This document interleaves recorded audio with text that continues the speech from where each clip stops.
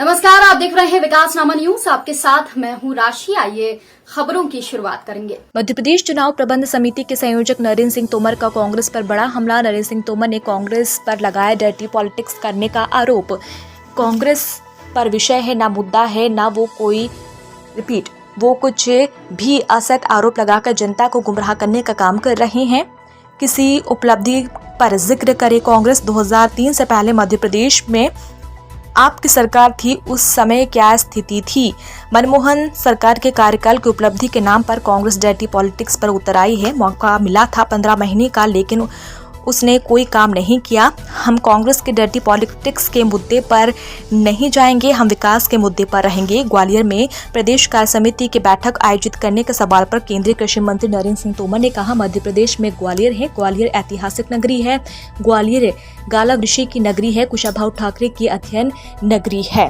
ग्वालियर भारत रत्न अटल बिहारी वाजपेयी की जन्मस्थली है। ग्वालियर में पंडित दीनदयाल उपाध्याय ने एकात्म मानवता का संदेश दिया। ग्वालियर ने देश को पहला मेयर जनसंघ दिया। ग्वालियर में जनसंघ का कार्यालय बना है। ग्वालियर ने हमारा नारा गड़ा हुआ है। परिवारवाद को लेकर उठ रहे सवालों पर नरेंद्र सिंह तोमर ने स्पष्ट किया कि उन्होंने कहा कि अगर किसी परिवार का सदस्य किसी पद पर नहीं है तो उस परिवार के बेटा बेटी को सक्रिय होकर पार्टी के लिए काम करना चाहिए। कल 20 तारीख को प्रदेश कार्य समिति की बैठक संपन्न हो रही है। इस बैठक में 1500 से अधिक कार्यकर्ता पूरे प्रदेश भर के विभिन्न श्रेणियों के सम्मिलित होने वाले हैं और इस कार्य समिति का शुभारंभ भारतीय जनता पार्टी के राष्ट्रीय सह संगठन महामंत्री आदरणीय श्री प्रकाश जी के कर कमलों से संपन्न होगा। शाम को 4 बजे देश के गृह मंत्री और पार्टी की दृष्टि से मध्य प्रदेश चुनाव के हिसाब से उनके काम के अंतर्गत है, ऐसे हमारे नेता और भारत सरकार के गृह मंत्री अमित शाह जी बैठक का समारोह करेंगे। इस बैठक में भारतीय जनता पार्टी के प्रदेश के अध्यक्ष मुख्यमंत्री शिवराज सिंह चौहान जी, हमारे केंद्र सरकार में मंत्री आदरणीय ज्योतिरादित्य सिंधिया जी, प्रहलाद पटेल जी, वीरेंद्र कुमार जी, फग्गन सिंह कुलस्ते जी और मंत्रियों की दृष्टि से जो हमारे चुनाव के प्रभारी हैं, वन मंत्री भारत सरकार श्री भूपेंद्र यादव जी और रेल मंत्री श्री अश्विनी वैष्णव जी, ये सब लोग इस बैठक में उपस्थित रहने वाले हैं।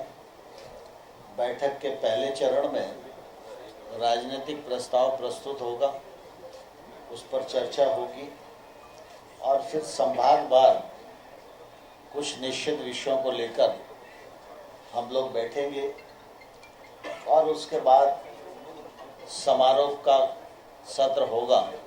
उस समारोह के अवसर पर हम लोग एक साथ रहेंगे।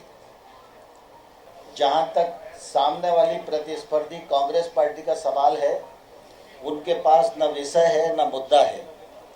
वो कुछ भी असत्य आरोप लगाकर जनता को गुमराह करने का एक असफल प्रयत्न कर रहे हैं। मैं आपके माध्यम से कांग्रेस के मित्रों को कहना चाहता हूं कि अगर आप किसी उपलब्धि पर जिक्र करना चाहते हैं तो जरूर आपको करना चाहिए। 2003 से पहले मध्य प्रदेश में आपकी सरकार थी, तो उस सरकार की क्या उपलब्धि थी?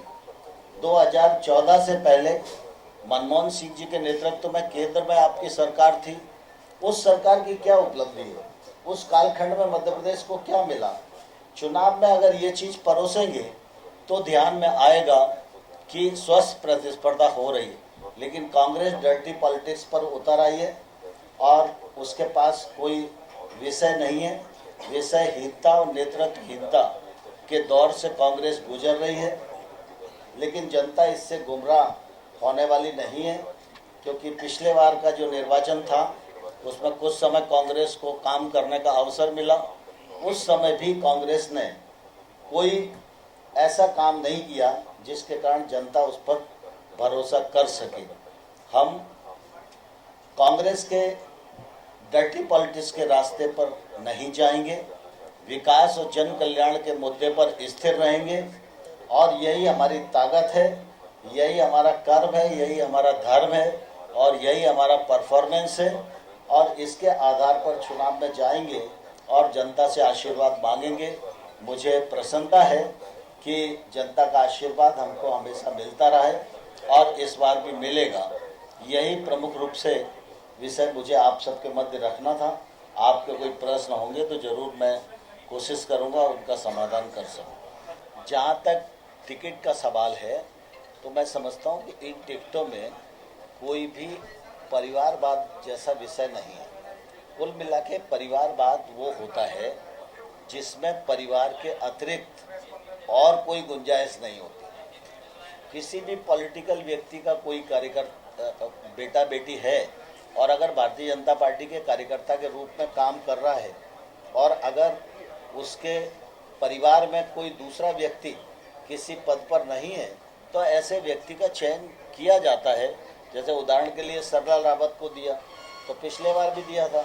अब मेहरबान सिंह जी की डेथ हो गई तो मेहरबान सिंह जी की डेथ हो गई तो वो अच्छी कार्यकर्ता हैं और उनका अच्छा प्रभाव है, पार्टी के लोग वहाँ चाहते हैं तो इसलिए उनको टिकट दिया गया। इसको और परिवारवाद को थोड़ा अलग करके सोचना चाहिए। परिवारवाद का मतलब यह है कि पार्टी का राष्ट्रीय अध्यक्ष परिवार पिता, राष्ट्रीय महामंत्री पत्नी, राष्ट्रीय उपाध्यक्ष बेटा, राष्ट्रीय मंत्री बेटी, कोषाध्यक्ष साला,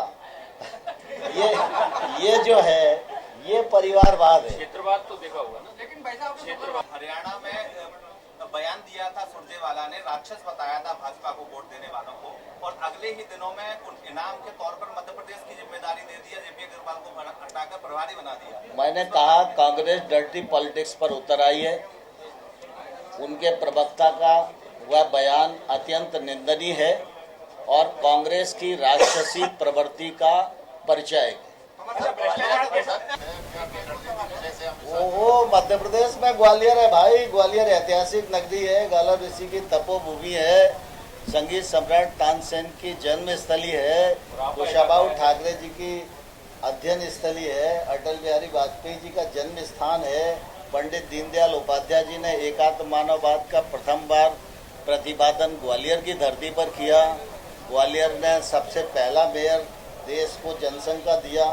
ग्वालियर में सबसे पहला जनसंघ का कार्यालय देश भर में बना अपना, तो ग्वालियर में बना। ये तो हमारा नरा गड़ा हुआ है यहाँ।